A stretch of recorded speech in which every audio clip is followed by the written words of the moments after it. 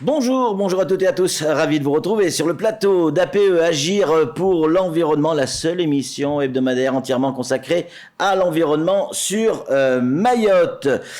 Aujourd'hui, bonne nouvelle, et j'aime bien commencer les émissions comme ça, figurez-vous que la réserve naturelle nationale, ça y est, elle existe enfin à Mayotte, enfin nous en avons une, beaucoup de travail Anne-Constance pour en arriver là. Beaucoup de travail pour en arriver là, puis beaucoup de travail encore à venir avec notamment des programmes de reboisement à la clé. C'est une excellente nouvelle pour Mayotte. Ouais, la forêt est un véritable outil pour la pluie et la gestion de la ressource en eau notamment. On va le découvrir tout au long de cette émission. Mais d'abord, le sommaire d'APE.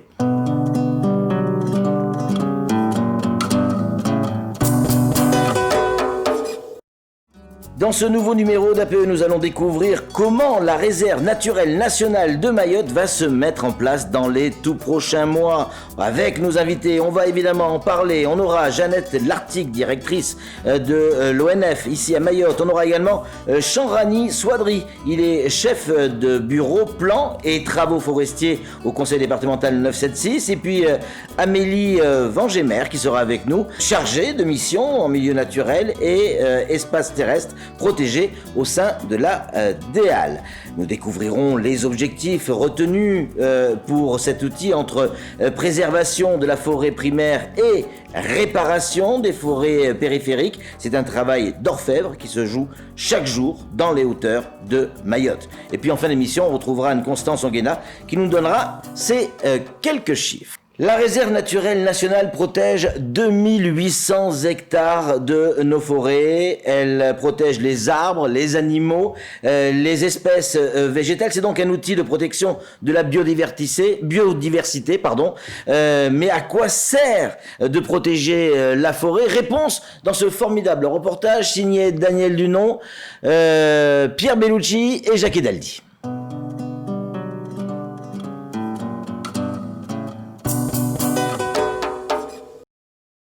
À Mayotte, les forêts primaires couvrent 7% de la surface de l'île. Elles sont composées d'espèces indigènes et caractérisées par l'absence d'activité humaine visible. La forêt de Majimbini est de celle-là, même si ces dernières années, des atteintes multiples sont enregistrées par les agents qui la surveillent et la protègent. Cette forêt, c'est le massif de Majimbini. C'est une de grands massifs donc, à Mayotte. Il fait 1277 hectares. Cette forêt renferme une faune et une flore extraordinaires et alimente plusieurs rivières de l'île. Depuis plusieurs années, elle fait l'objet d'études afin de mieux connaître l'étendue des trésors qu'elle abrite. Une forêt qui est très sollicitée, je veux dire, parce que c'est une forêt riche, en espèces indigènes et surtout en bois, Et puis aussi, c'est vachement sollicité par les agriculteurs. Enfin, il y a des zones où c'est beaucoup défriché. Voilà. Afin de préserver les dernières forêts primaires de l'île, la DEAL et le conseil départemental portent un projet de création d'une réserve naturelle nationale qui concernera les forêts publiques départementales et domaniales. 6 massifs forestiers sont concernés pour un périmètre qui doit s'étendre sur 3000 hectares. Et aujourd'hui, on a déjà 708 espèces indigènes. Et dans ces 708 espèces indigènes, on a aussi un certain nombre d'espèces qui sont protégées, notamment par la nouvelle arrêté préfectoral de 2017. La réserve en cours de création va notamment permettre d'obtenir des moyens supplémentaires de la part du ministère de la Transition écologique. Une équipe pourra ainsi être recrutée afin de renforcer la surveillance. Les bénéfices seront multiples, que ce soit en matière de connaissances, de restauration ou encore d'extension des zones de végétation originelle. La réserve naturelle à Mayotte, donc ce sera géré par le département et l'Office national des forêts. Donc, il va y avoir sur les 6 massifs forestiers à Mayotte, donc une partie de forêt départementale et une partie de forêt domaniale qui vont couvrir à peu près 3000 hectares comme réserve naturelle. Ce statut de protection en plus va apporter plus de moyens et aussi plus de connaissances et nous permettra notamment de faire des études sur la végétation indigène, naturelle, que ce soit en termes de faune et de flore, parce que ça permettrait de faire plus d'inventaire notamment et de connaître plus les espèces, notamment protégées ou endémiques de Mayotte. Cette réserve naturelle nationale s'ajoute au plan de gestion des espaces naturels sensibles et au schéma de cohérence écologique. Néanmoins, si les pouvoirs publics agissent, chacun doit se sentir concerné par la protection de ce patrimoine naturel exceptionnel.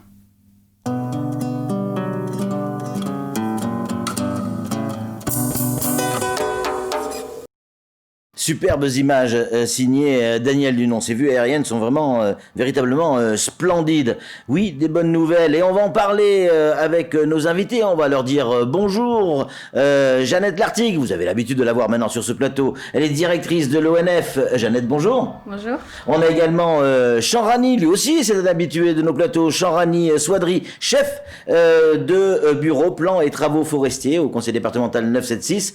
Chanrani, bonjour. Bonjour Patrick. Et puis Amélie Vangemer qui sera avec nous également. Elle est chargée de mission en milieu naturel et espace terrestre protégé au sein de l'ADEAL. Amélie, bonjour. Bonjour. On va commencer avec vous, Jeannette, si vous êtes d'accord. Une réserve nationale, une réserve naturelle nationale, ok, on est content. Mais à quoi ça sert? C'est quoi exactement? Une réserve, c'est un outil, une réserve naturelle nationale, c'est un outil réglementaire qui permet de protéger un patrimoine naturel qui est jugé remarquable. Tout simplement. Voilà. Ouais. Elle sera opérationnelle à Mayotte quand, Chanrani?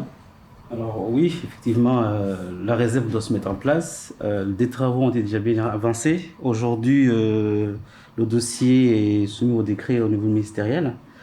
Donc on pense que d'ici la fin de l'année, on devrait pouvoir la mettre en place. Tout en sachant qu'il va falloir penser tout simplement aux activités à mettre en place, qui seront réglementées. Et puis aussi réfléchir sur la protection et la gestion durable de ce milieu-là. Ouais. Voilà. Amélie, du côté ADEAL, évidemment, on se réjouit de cette nouvelle, mais il va y avoir besoin de moyens supplémentaires? Justement, le but de la réserve, c'est d'avoir des moyens supplémentaires, puisqu'il va y avoir une dotation de l'État de 400 000 € par an, qui permettra d'embaucher du personnel, en plus du personnel qui sera mis à disposition par le conseil départemental. Alors, Chanrani, quelles vont être les missions de cette nouvelle équipe qui sera financée par l'ADEAL, notamment? Les missions, c'est des missions qui seront courantes pour bien surveiller, tout simplement, ce milieu-là. Et puis des missions j'ai des surveillances de gestion aussi. En même temps, des missions de recherche, d'animation. Puisqu'il va falloir que ça sert à quelque chose quand même, pour essayer de valoriser quand même le patrimoine qu'on a. Bien sûr. Et donc voilà, tout ça sachant qu'il y aura des effectifs au niveau départemental aussi qui seront menés à intégrer les équipes pour des formations et autres. Voilà. Jeannette, en tant que directrice de l'ONF, comment on lutte contre les mauvais usages de la forêt, comme par exemple les animaux qui sont placés par les agriculteurs afin qu'ils mangent notamment? Alors déjà, oui, on lutte contre les infractions grâce à des agents assermentés qui sont formés pour identifier les infractions, verbaliser, mener des enquêtes. Donc ça, c'est ce qu'on appelle la police forestière. Et dans une réserve naturelle nationale, il y aura une police particulière qui sera affectée pour faire respecter les règles qui sont en vigueur dans la réserve naturelle nationale. Ensuite, ce qu'il faut, c'est aussi le suivi au niveau du tribunal pour que les peines soient dissuasives. Oui, évidemment, il va falloir les suites judiciaires, c'est comme pour le reste. Amélie, 1 hectare de forêt plantée, ça coûte combien à peu près? Alors, en moyenne, ça va coûter 25 000 €. L'hectare? L'hectare, en sachant que ça comprend tout. Ça comprend tout ce qui se passe en amont, donc la production des plants, la préparation du terrain, et aussi l'entretien et la surveillance derrière. C'est une moyenne, puisqu'après, ça peut dépendre de la difficulté du terrain et de sa nature et de la difficulté d'accès, etc. Ça pousse en combien de temps, Chanrani? Une forêt, il faut compter des dizaines d'années. C'est ça. Nous, on la verra pas, cette forêt. On travaille pour les générations futures, en fait. Bien sûr. C'est ça. Et on peut détruire rapidement, mais pour refaire les choses, c'est toujours compliqué. Donc, moi, je sais que quand on fait des plantations, avec les suivis derrière, et surtout avec les suivis derrière, on peut accélérer puisqu'il n'y a pas de concurrence. Mais quand c'est à l'abandon, quand on n'a pas les moyens, là, ça peut être difficile. Donc, c'est vraiment quelque chose qu'il faut mettre les moyens pour qu'on puisse arriver rapidement, quoi. Pour qu'on puisse se rendre compte de la difficulté, Jeannette, il faut combien de temps, combien d'années pour qu'un arbre puisse commencer à capter le CO2 ? Mais justement, en fait, capter le CO2, c'est un des services rendus par la forêt qui met pas beaucoup de temps parce qu'un arbre, dès sa germination, il commence à stocker du CO2 en fait, parce que c'est pour faire ses tissus, c'est du carbone. Ouais. Donc en fait, c'est un service qui nous rend dès sa naissance. Et bien entendu, pour que le stockage de carbone soit significatif, il faut attendre d'avoir une grande forêt qui fonctionne bien, on va dire. Donc, et c'est là qu'il faut plusieurs années. Voilà. Quoi. C'est long, c'est trop long. Il n'y a pas un système pour faire accélérer et faire pousser les arbres plus vite ? Ça serait bien. Ça serait bien. Amélie, que peut-on attendre de cet outil ? Ce qu'on peut en attendre, c'est d'une part la mise en protection donc, des forêts avec des moyens accrus, donc avec de la surveillance en plus.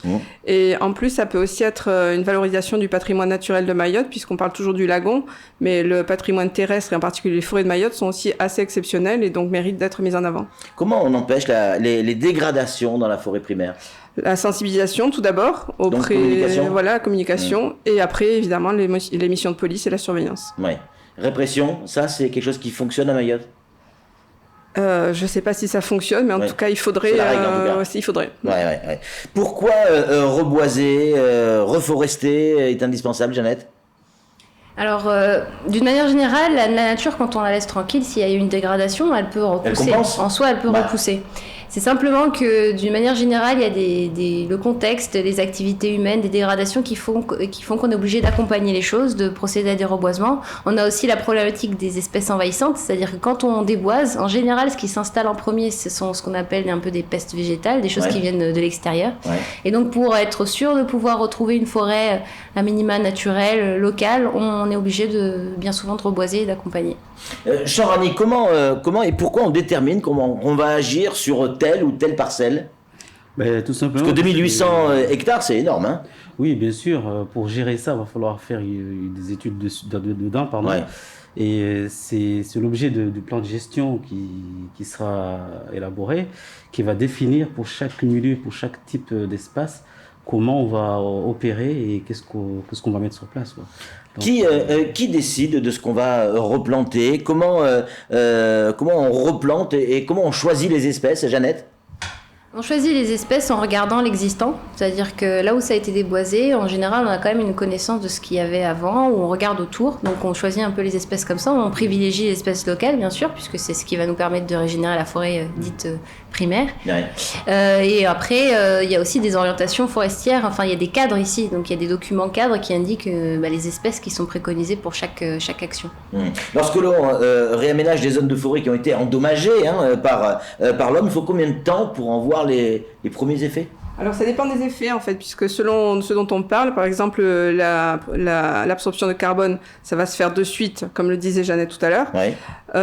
On va avoir à moyen terme des effets positifs sur la ressource en eau et sur l'érosion. Ouais. Mais évidemment, pour avoir une vraie forêt, il va falloir plusieurs dizaines d'années, donc ça va être à très long terme. Ouais, c'est à long terme. Si l'homme a déjà détruit une fois ces zones, comment on évite que cela recommence, Chamrafi ?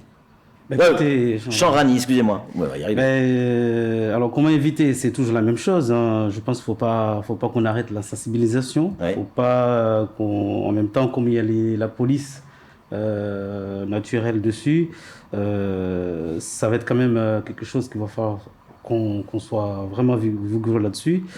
Et moi, je tiens quand même à dire et rajouter que si on ne sanctionne pas, de toute façon, ça va être très compliqué. Donc, à un moment donné, il va falloir qu'on sanctionne les gens surtout qui sont récidivistes, parce qu'on a pas mal de gens qui sont récidivistes. Donc, mais après, ça ne suit pas derrière. Et c'est ça, à mon avis, qui donne encourage peut-être même certains de retourner encore faire des dégâts. Voilà. Une réserve naturelle nationale, mesdames, c'est pas un parc fermé. On a le droit d'y pénétrer. Des touristes peuvent y aller, des randonneurs, c'est pas interdit. Non, c'est pas interdit. Donc, comment on peut éviter effectivement que le tourisme, les randonneurs, comment on peut éviter effectivement que ça abîme notre espace ? En fait, dans le plan de gestion, il va y avoir la création d'un plan de circulation. C'est ça. Donc, des chemins qui existent déjà, qui vont être balisés pour être pris par les piétons ou éventuellement les cyclistes, et d'autres qui seront fermés en fonction en fait du dérangement qu'on peut apporter aux espèces sur place. Ouais. Jeannette, les objectifs et à quelle échéance de replantage de cette forêt ? Donc tout ce qui va être dans la réserve naturelle, on a à peu près 300 hectares qui mériteraient d'être reconstitués à différents degrés. Alors il faut savoir que sur ces 2800 hectares, 300 hectares c'est relativement peu parce que en fait, on protège ce qui reste du mieux préservé. On sauve ce qu'on peut sauver encore, c'est ça ? Oui, d'une certaine manière, oui. Et donc ça, c'est si on met le paquet sur le reboisement, c'est en 7-8 ans, on peut réussir à reboiser ces 300 hectares. Ouais. Il y a des gens qui vont sur le terrain et qui repèrent les endroits où vraiment il y a urgence sur ces 2800 mètres. 2800 hectares, pardon. Ça a déjà été fait en fait. Donc l'ONF est allé sur toutes les forêts de Mayotte pour faire une étude. Donc on a déjà les surfaces. Donc vous connaissez les endroits où c'est urgent en fait. On les connaît. Ouais. On vient d'avoir un projecteur qui vient d'exploser sur le plateau. Vous l'avez peut-être pas entendu. Bon, vous inquiétez pas, ça va pas faire de grosses différences. Si ce n'est qu'on va peut-être passer au jaune, au bleu, au vert, au rouge. Ça vous voit très bien le rouge, Anne-Constance. Allez, on va passer puisque vous êtes sur le plateau. On va en profiter aux chiffres. Nous avons perdu quelle surface de forêt ces dernières années à Mayotte ? Est-ce qu'on en a une idée assez précise ? On en a une idée assez précise. À Mayotte, Patrick, on a perdu 22% de notre couvert forestier en quelques 20 années. Donc c'est quand même quelque chose de très significatif. Oui. Pendant que nos voisins malgaches, eux, en perdaient environ 44%. C'est énorme. Et oui, et le pays le plus touché de la zone, ce sont les Comores qui ont perdu 53% de leur couvert forestier. L'île la plus touchée étant Anjouan, donc la déforestation pour l'agriculture. Il y a un lien entre les chiffres Madagascar, Comores et Mayotte ? Oui, bien sûr, il y a un lien parce que les forêts permettent de stocker donc le CO2, on l'a dit tout à l'heure pendant l'émission, et donc c'est une manière très active de lutter contre le réchauffement climatique. Ce qui fait que lorsque l'on détruit les forêts, la première conséquence, c'est l'augmentation de la température et une difficulté à capter la pluie. Les nuages s'en vont vers la mer et la pluie tombe vers la mer et plus sur les terres. Anne-Constance, on a une idée plus ou moins précise du nombre d'espèces de plantes ici à Mayotte ? Oui, on considère dans les inventaires qui ont été faits jusqu'à présent qu'il y a 1295 espèces qui ont été recensées, dont 708 qui sont des espèces indigènes, c'est-à-dire, je le rappelle, espèces indigènes qui n'existent qu'à Mayotte. Donc c'est assez exceptionnel. Les 1295, ça ne veut pas dire qu'on a tout recensé, puisqu'on a encore des forêts, notamment des forêts primaires, donc des zones dans lesquelles on n'est jamais allé. On peut espérer encore découvrir de nouvelles plantes. On peut aussi rajouter que on a une espèce différente ici à Mayotte tous les 1,88 km², ce qui fait que Mayotte est le 34e hotspot de biodiversité mondiale. Donc quand je vois la photo qui est actuellement derrière vous, à chaque fois qu'on déforeste et qu'on tombe sur des patzas, on perd des plantes et on perd une richesse qui est perdue pour l'ensemble de l'humanité. C'est clair. Même si je sais que c'est pas la taille qui compte, mais celle de la réserve naturelle nous intéresse. On a une idée précise de sa surface ? Oui, alors on l'a dit pendant l'émission, la réserve naturelle va couvrir 2800 hectares de nos forêts mahoraises. Oui. À l'intérieur de ces 2800 hectares, on répartit en 3 catégories les types de forêts. Il y a 750 hectares de forêts primaires, c'est-à-dire extrêmement bien conservées, qu'il faut garder en l'état, c'est-à-dire qu'il ne faut pas déforester, etc.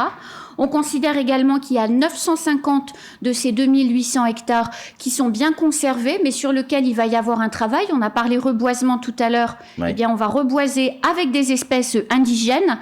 Et puis, il y a 1000 hectares de forêt qui sont très endommagés et sur lesquels il va y avoir un énorme travail à faire avec les utilisateurs de cette forêt. Je pense notamment à l'agriculture pour que chacun reste bien dans ses dans ces espaces, Patrick. Merci beaucoup Anne-Constance Onguena pour tous ces chiffres. Merci également à Jeannette, à Amélie, à également Chanrani. Merci à l'équipe technique qui a réussi à faire en sorte qu'on ne soit pas complètement violé. On se dit à la semaine prochaine, puisque c'est déjà la fin de ce numéro de APE. Agir pour l'environnement au quotidien, bien sûr que c'est possible. En tout cas, moi, j'y crois. Ciao, à la semaine prochaine.